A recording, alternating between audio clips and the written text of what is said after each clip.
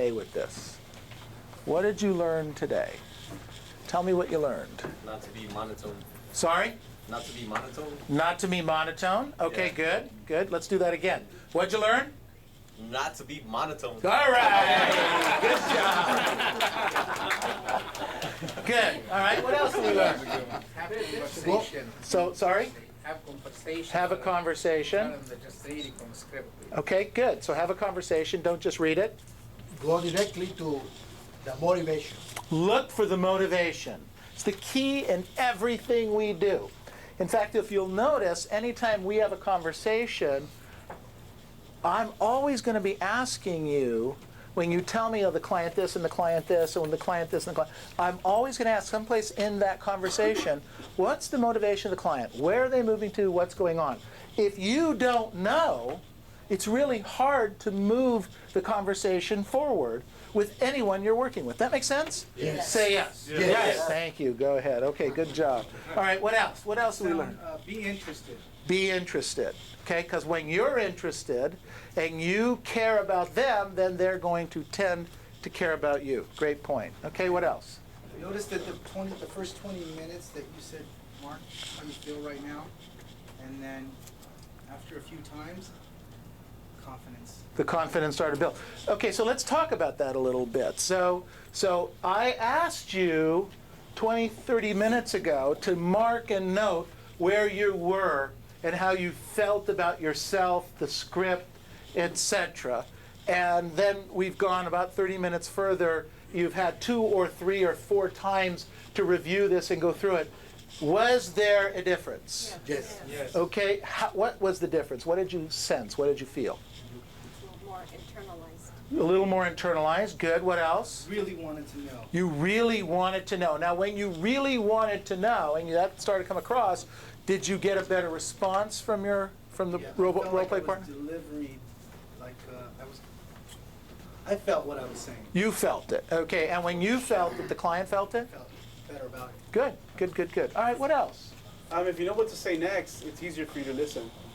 Ah, you're not thinking- whoa, there's a concept. Good job.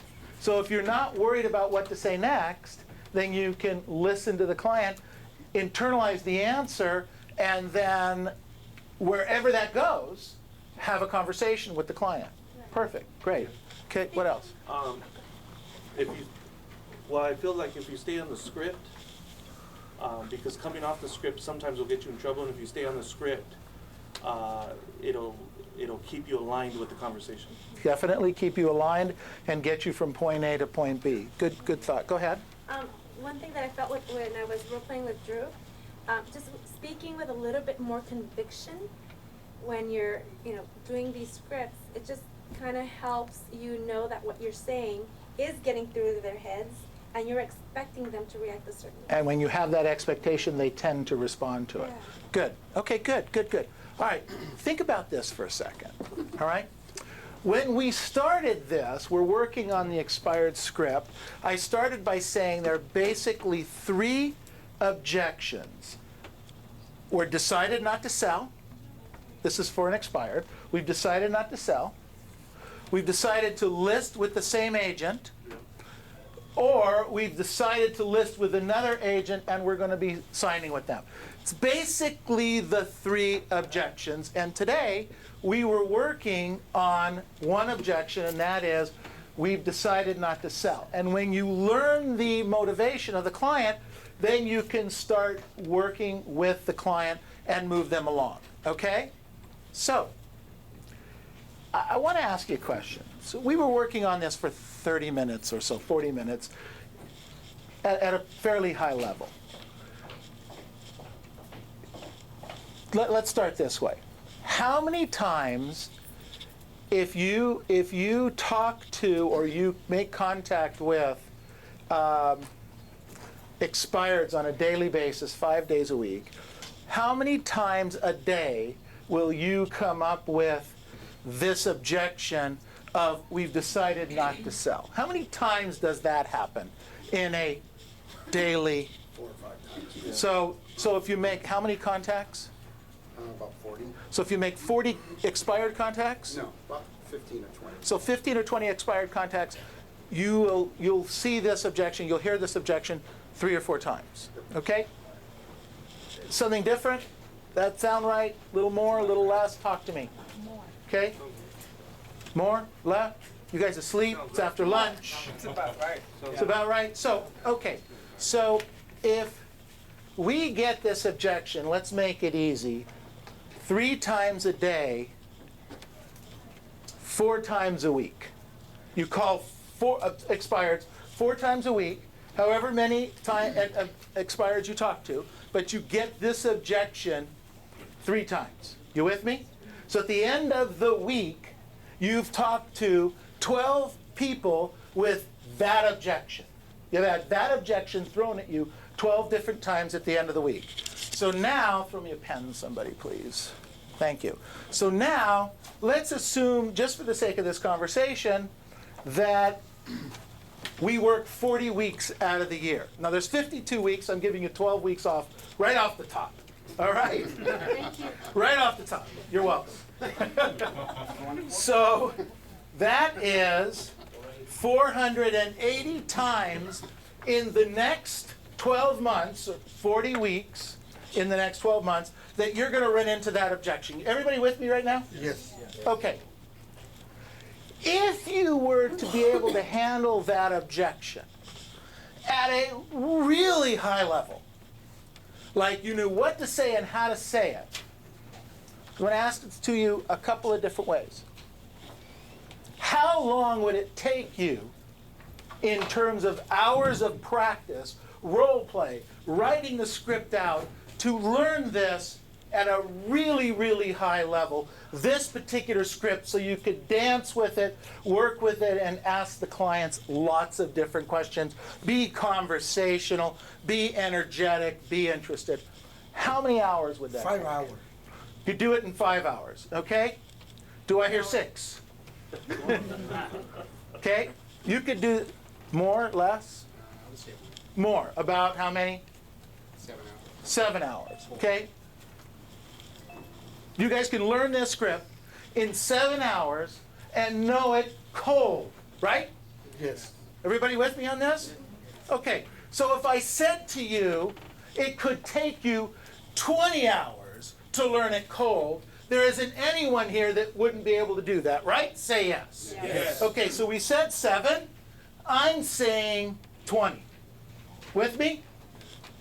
To know it at a really high level. Now, if you knew it at a really high level with 20 hours of preparation in just really blasting this thing, and you had 480 opportunities, how many times that you had those 480 opportunities do you think you could convert that into a listing appointment?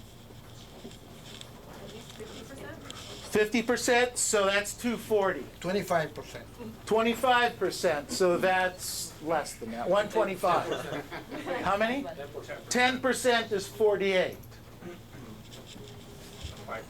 5% is 24. Let's use 5%. We've heard 50%, we've heard 25%, we've heard 10%. Let's use 5%. It's a low, low number. Doesn't seem worth it, does it? Work with me now. 5% is 24 listing appointments. How many listing appointments do you think you could turn into saleable listings if you had 24 appointments? 50%. 12 to 18, okay? So let's use 15. Everybody with me? So we're going to get 15 transactions out of this 480 people who said we've decided not to sell because you've learned this script at a really high level. So 15 deals at $10,000 gross per deal is $150,000 gross. And we put 20 hours in, 20 hours, in order to learn this at a really high level. We said 7. Said we could do it in 7. I said 20. All right? So 20 hours divided into 150,000 is how much? So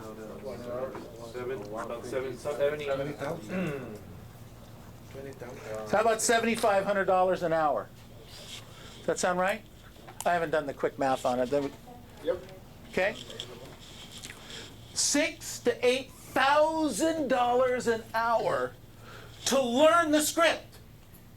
Just to learn it at a really high level. So those of you that are saying, I don't have time, it's not worth it, I don't need to do it, I don't need to spend time learning these scripts and dialogues because it's getting in the way of my prospecting, you're actually potentially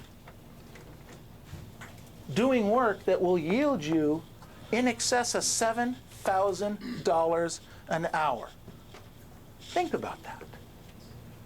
So the times that you don't want to do your role play, the times you don't want to do your practice, those are the times I want you to think about the $7,000 that's flying away. That's one script. We have the other two. We'll start working on those in the next couple weeks. It's my opinion that this is the one that comes up the most. This is the one I keep coming back to the most. This is the one you should learn first at the highest level that you possibly can. Questions? So we're all going to go out and make $7,000 an hour over. See, the way I see it is between now and the retreat, you could easily put in the 20 hours, learn the script and dialogue, walk into that retreat king or queen of the expired listings in terms of the objection we've decided not to sell. You will own it. You will own it. Okay. No questions?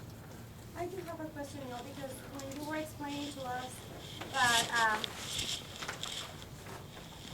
after we asked when do you plan on interviewing the right agent for the job of selling your home, you said that the next question that we're about to ask is very critical because that is going to cause for the seller to be on the phone with us. Do you think you can give us, in like next time that we will play or do this class, other options, something that just so that we can have different ideas? Because you wrote these, but for me, being my second language, sometimes doesn't sound naturally, and so I usually won't say something like this. I will say a little bit different because I don't want my accent to sometimes get in the way. So I was thinking if you can give us another 2 or 3 just in case. I'll work on that for the next time. We'll role play a couple specific situations. I want you to know, just as a side note,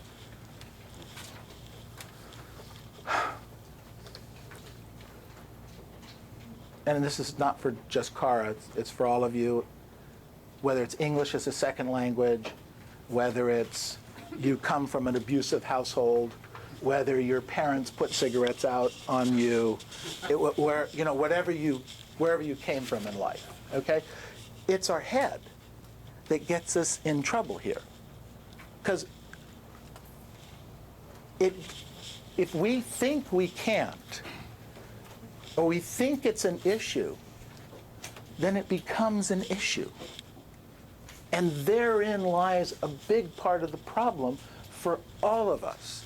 There isn't anyone in this room that can't do this at the highest level. Real estate is not a hard business. It's the easiest difficult business on the planet. It's about discipline.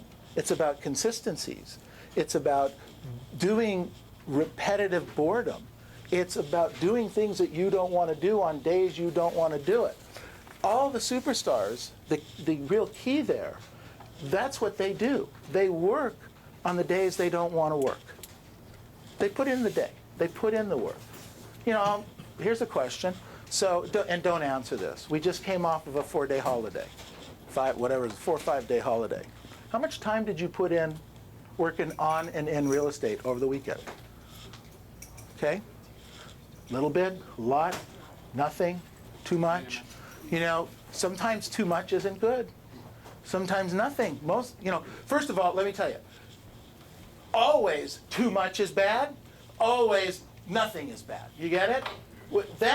Those extremes are bad. Someplace in the middle. Someplace in the middle. Whether it's reading, whether it's learning, whether it's pouring positive stuff in your head, whatever it is. It's our mindset that gets us, good or bad. So be very, very cautious of that, all right? Very, very cautious. I used to say, I was born and raised in Pico Rivera, all right? So I had this negative self-fulfilling prophecy that I would say all the time, you know, this, not bad for this little Jewish boy from Pico Rivera, right? I would say this all the time, all right? And I did this for 10, 15 years in my business, and I thought it was cute. Mike Ferry tapped me on the shoulder one day. He says, how many times do you hear me tell the world I came from Garden Grove? I says, you know, a couple times a year, I guess. He says, yeah, maybe. He says, because I don't want to look that way, I don't want to think that way, I don't want to go that way, I don't want to... There's nothing wrong with Pico Rivera, don't get me wrong. But that was a limiting self-fulfilling prophecy. So we have to think in terms, Jeff, we were kidding earlier today. You were kind of kibitzing about you're retired. And I understand that thought because you have to think in terms of you're retired. When I role play and it comes up about how much do you owe on the house, what do you guys answer? Generally, what you owe on your house. Generally. You know what I answer? Nothing. Whether I have a mortgage or I don't have a mortgage, nothing. Because that's what I want on my house. I want nothing. You get it? That's where you have to be stepping. That's where you have to be going. Okay, so you owe $400,000 on a $350,000 house today. I get it. All right? I get it. But we have to go to nothing. Because then it doesn't really matter. If I bought the house for $350,000 and I paid cash for it and it's only worth $300,000 today, who cares? I'm living in the house. I'm enjoying it. And it'll go, what goes up must come down. What goes down, what must come up. That's reality. But our mindset, we make ourselves crazy. I lost $50,000. I didn't lose anything. I'm not selling. People ask me this all the time. In all the real estate that I bought, they say, are you up or down? I says, I have no idea. I'm not selling. I'm not selling. It's not selling. When I buy, I don't sell. That's the rule. Okay? Can't tell you the last time I broke the rule. I don't break the rule. Because the goal is to buy real estate, have the tenant pay it off, and have that income coming in. And the last time I checked, my passive income far exceeds anything that that you get from, what do you get? What's that? Social Security, thank you. Far exceeds whatever Social Security is going to pay me. Honest. Isn't that amazing? That's where you've got to go. Social Security, that's going to be money I'm going to, spend on the grandkids. 100%. Whatever they pay me, it's going to the grandkids. Okay, let's go. We're going on a boat ride. I don't know. We're going to do something. But that's where your mindset has to be. Is this making sense to you guys? Yes. Yes. All right, let's go. We have a big day of prospecting. Thank you.